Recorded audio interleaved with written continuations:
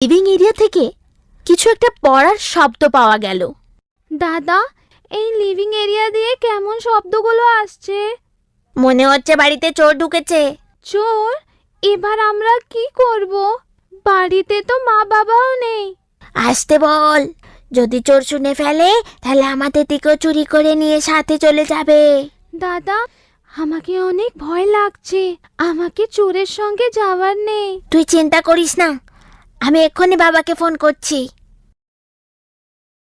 এই বলে মনীষ বাবাকে ফোন করলো, কিন্তু বাবার ফোন বন্ধ ছিল।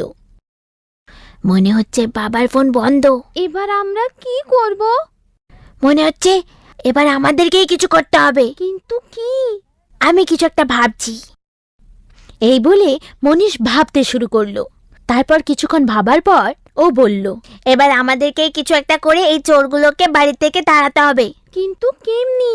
যদি আমরা এদের বিশ্বাস করিয়ে দিই যে আমাদের সাথে বাড়িতে বড়রাও আছেন, তাহলে এরা অবশ্যই পালিয়ে যাবে। হ্যাঁ, এটা ঠিক হবে। চল আমার সাথে, আর যেমনটা আমি বলবো তেমনটাই